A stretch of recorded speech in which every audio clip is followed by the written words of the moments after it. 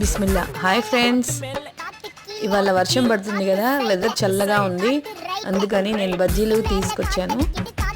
ఇది వచ్చేసి ఎడ్లపాడులో famous bajji point దగ్గర తీసుకున్నాను. ఇక్కడ ఎడ్లపాడులో అయితే మిర్చి బజ్జీ చాలా ఫేమస్, గుంటూరు మిర్చి బజ్జీ అనమాట. చూడండి ఎంత బాగుందో.